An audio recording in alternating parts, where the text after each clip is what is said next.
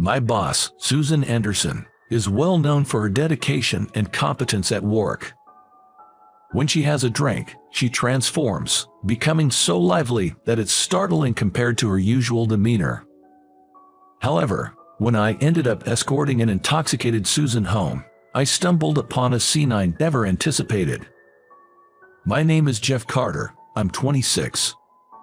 I'd been reassigned to a new department after working for a few years at this company, and I was having a hard time adapting to the unfamiliar tasks. "Jeff, you've made a mistake here." Guiding me through my tasks was the notoriously stern Miss Susan Anderson. At 37, she has an age-defying beauty, which captivates all the newcomers. "You've made this mistake twice now. Can you try not to make me repeat myself? I'm sorry." With her icy stare and sharp words, any glimmer of hope quickly faded away.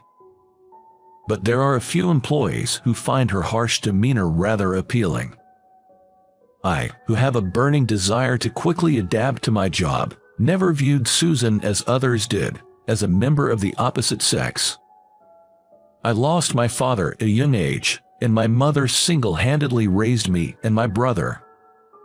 I joined this Fortune 500 company, aspiring to repay my mom, even just a little. For this reason, I want to prove myself at work as soon as possible. Given this drive, I don't have the luxury to spare any special feelings towards my female coworkers.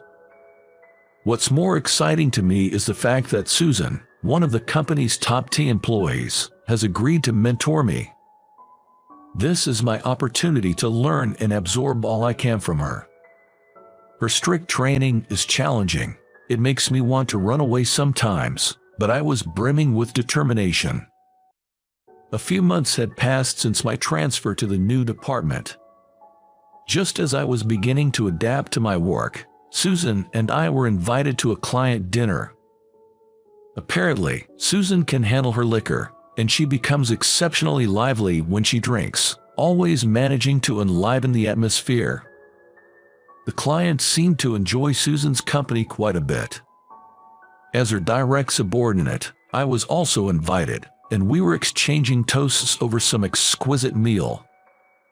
"Let's drink more. Susan, I'll drink on your behalf." At the restaurant owner's announcement about a new spirit, we decided to try it, and Susan seemed to be getting tipsier than usual. She must have been exhausted from her constant grind at work. The client, fond of Susan, kept refilling her glass relentlessly. "Pour me another." Energized, Susan was drinking at a faster pace. Although she appeared to be having fun, I didn't miss the moments when she looked worn out. "Let me have that drink, please." Since I'm a seasoned drinker, I started taking the drinks intended for Susan. The client seemed to be comprised of heavy drinkers, and once they realized that I could hold my liquor, they enthusiastically began serving me. I felt like I was drowning in the endless rounds of toasts. Susan, incessantly chatting next to me, was a stark contrast to her usual stern self at the office. Work is my life. From personal hobbies to a passion for her work. She just couldn't stop talking. But it wasn't just about herself, she was also good at engaging others in the conversation and listening. She was an eloquent speaker and a good listener. This was the phrase that came to my mind watching her. The clients left expressing their satisfaction, as they usually do, after having a delightful evening. After watching them until they disappeared from sight, suddenly, she slumped over as if the tension had left her, saying "Sorry, I can't anymore," and hung her head low to the ground. I ended up with the responsibility of getting a tipsy Susan safely home. "Susan, is this the right place?" "You got it, probably. Wait, over there, I don't know." "Which one is it?" Since her apartment was within walking distance, I supported her staggering steps for about half an hour. Here, welcome to my castle." She giggled, pointing to her new apartment building. We finally arrived. Opening the door and seeing Susan collapse in the entryway, I was worried she might just fall asleep there. "Susan, you'll catch a cold if you sleep here. Is it okay if I carry you to your room?" Worried about her leaving the door unlocked, I waited for her to nod before entering. "Excuse me." But the moment I entered the room, I couldn't believe my eyes. That's because clothes and books were strewn about the floor, and garbage was left on the table. Sorry, it's messy, right? I think so too. Jeff, take a seat. Have some coffee or something. It's out of character for you. Seeing this side of her that nobody at work knows, I can't help but feel a sense of superiority. Suddenly, Susan began tidying up the room cheerfully. "Susan, I'm heading home soon, so don't mind me." With the thought of letting her rest as soon as possible and not wanting to impose, I turned to leave. However, seeing her staggering as she tried to tidy up, I decided to help clean up the floor and take out the trash, even if it was meddling. "You're good at this." "I'm not efficient at work, but I'm good at housework. I've always been good at household chores. I can cook, clean, do laundry, even so." While I still struggle to work independently without Susan's support at work, I never thought my skills would come in handy here. Maybe because she's drunk, Susan is tidying up, but for some reason, she's making more of a mess. Every time she moves a pile of clothes to the laundry, she bumps into something and drops it. She confessed that she's bad at sorting garbage and eventually gave up, leaving it in a scattered state. Nevertheless, she was determined to clean up. She's my boss at work, always handling tasks efficiently. Seeing her like this, different from her usual self, makes me feel the gap for the second time today. She's kind of cute. And I thought Susan was cute. Even though we have a 10-year age difference, it's not disrespectful to think she's cute, is it? While I was thinking about this, Susan went to the balcony to get the laundry. Due to her unsteady feet, she stumbled over the step and looked pretty dangerous. I watched her, feeling anxious, and found myself staring at her colorful underwear hanging there, feeling my face getting hot. "Don't look." Susan noticed that I had seen it and quickly hid it behind her back, her face turning red as well. The embarrassment seemed to sober her up a bit, and she started to talk less. "I'm sorry, I didn't mean to look." As we both felt awkward, I was gathering the trash while looking for an opportunity to leave. "Susan, is this all the trash?" I asked if there was any other garbage, and there she was, asleep while folding laundry. I covered her with a blanket and left a note. I borrowed the key that had been left out, locked the front door, and placed it in the mailbox. The following day was Saturday. It was allowing me for a slightly late wake-up. Amidst a hangover, I was cleaning my room when I received a call. It was from Susan, expressing her gratitude for taking her home and apologizing for her embarrassing behavior. Recalling Susan's actions from the previous night, a smile crept up on my face. I responded, assuring her not to worry about it, and added that I had a chance to drink some alcohol, which I don't usually do, and was actually nursing a hangover. After that, there was no further contact. Sunday ended and Monday arrived. The hangover had subsided, and I was fresh and ready to go to work when I was summoned by Susan. Had I made some kind of mistake, I wondered. Reflecting on last week's work, I followed Susan to the break room. Jeff, you were in my apartment, right?" Susan asked nervously. I felt a bit panicked, wondering if I shouldn't have entered into her room. As expected, Susan didn't remember that day. Unsure how to respond, I decided it was best not to lie and said, "I'm sorry, I guess you didn't like me entering your house." I chose to apologize sincerely. Then Susan said, "Thank you. I can't remember much after the party started. I'm ashamed I got so drunk. Jeff, you took me home, didn't you?" I had expected to be scolded, but instead, I was thanked.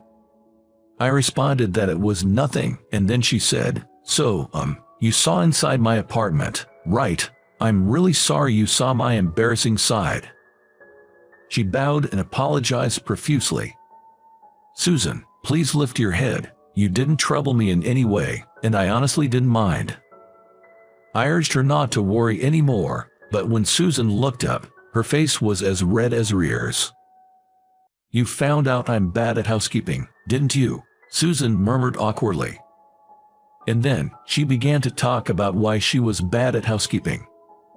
Susan had been working part-time since college to contribute to the medical bills of her sick mother. She and her father had been working to pay for living and medical expenses, while her sister helped with the housework. "So, I've always been indifferent to housework, and even now, I can't shake that habit. Even though I can handle work, I'm terrible at housekeeping." Susan shared her life story, looking sad. I didn't understand why she was telling me this, but when she laughed and said that all her previous partners broke up with her because she couldn't do housework, I couldn't help but interrupt. "What's wrong with not being able to do housework?" It was a genuine question. Susan looked surprised, her eyes wide. "I mean, everyone has strengths and weaknesses, right? The idea that women should naturally be good at housekeeping is outdated, I think." I stated that there's no point in being together if you can't complement each other's weaknesses, and Susan burst out laughing as if something had been lifted off her chest. "Jeff, thank you." A beautiful smile and words of thanks. From that time, I began to notice Susan. Then one day, Susan fell ill and had to take the day off. We had an urgent project going on, and a colleague named Mark stepped in to help. Mark, 36, had recently married a younger woman and was boasting about it. While the rest of the staff were busy with their work, he kept talking about himself. "You know, I actually dated Susan." My hand stopped for a moment at his words, and I forgot to breathe. "But Susan, she acts like a competent woman at work, but she's utterly hopeless at housekeeping." After boasting about his marriage, Mark started bad-mouthing Susan. Honestly, I had no idea what he was trying to say. "Don't you think it's inconceivable for a woman to be incapable of doing housework?" When Mark burst into hearty laughter after saying this, everyone in the room felt a sense of repulsion. Susan always worked harder than anyone else, and she shamefully admitted to me that she wasn't very good at housework. When she admitted this and felt sorry, she made a sad smile. Because I knew this side of Susan, I could not accept Mark's remark, so I objected. "What's wrong with a woman who can't do housework?" Surprised and annoyed by my sudden opposition, Mark's face twisted. However, when the other employees also started voicing their objections, he had no choice but to retreat back to his department with a disgruntled look. After work, I decided to check on Susan. "Susan, it's me, Jeff," I said, greeting her through the intercom. Susan, who looked wary, opened the door for me. "Jeff, what's up? Did something go wrong at work?" Assuming that I came to consult her about work, I told her that wasn't the case, and that I came to visit her. Apologizing for the mess, she let me in. "Susan, can you eat anything?" She had recovered from her fever but still felt quite drained. In response to my question, she just shook her head and took a seat on the couch. After I made her some simple rice soup in her kitchen, she happily accepted it. "Jeff, you'll make a good husband," she said with a gentle smile. In front of that gentle smile, I couldn't hide my feelings anymore. "I want to be your husband, Susan." In the heat of the moment, I confessed my love. Susan was naturally surprised and even dropped her cup. "What are you saying, Jeff? I'm over 10 years older than you, and I can't even do housework. There are plenty of younger, more domesticated girls out there. You should reconsider." Though Susan's voice sounded sad, I knew I couldn't back down now and voice my feelings.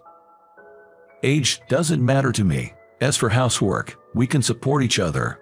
Who've always supported me at work," so I'll support you at home." This confession, akin to a marriage proposal, left Susan looking baffled, but she still responded with a happy smile.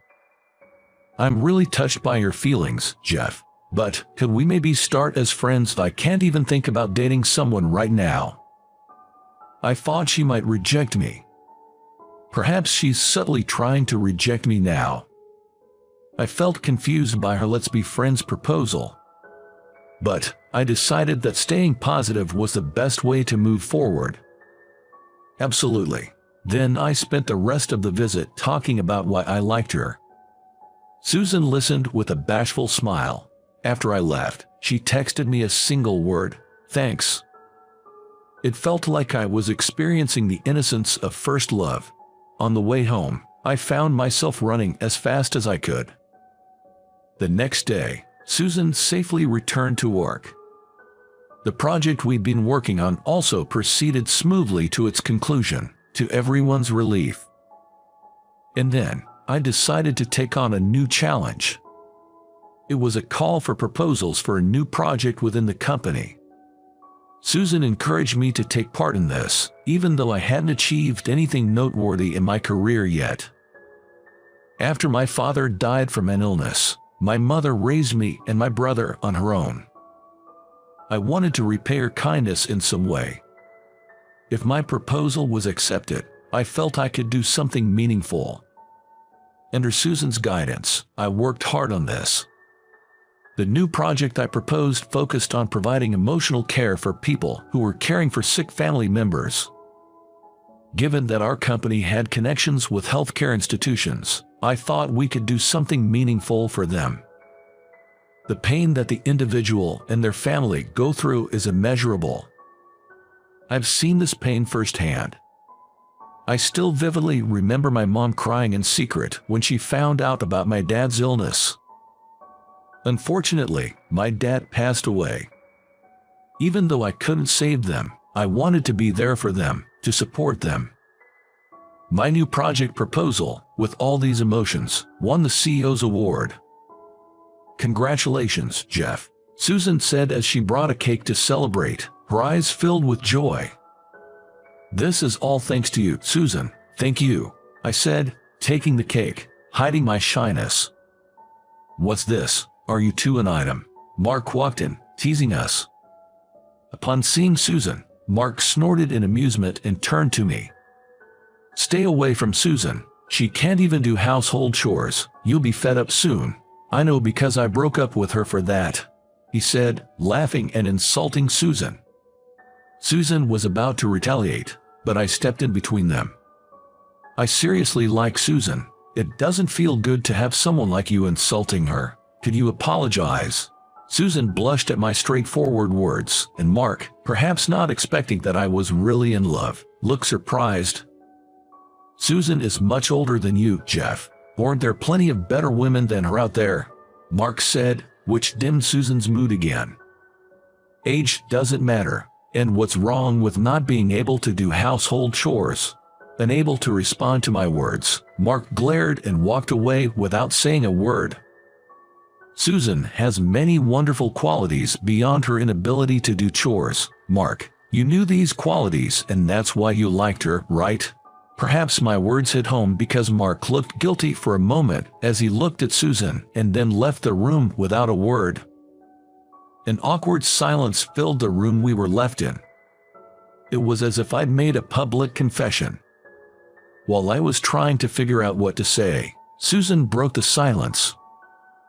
"Thank you for defending me, Jeff. I'm really happy, and your confession, it made me happy too," she said, thanking me over and over again. "I just did what was right," I replied. "I like you too, Jeff," she said, and smiled faintly. I couldn't help but cheer at the unexpected development.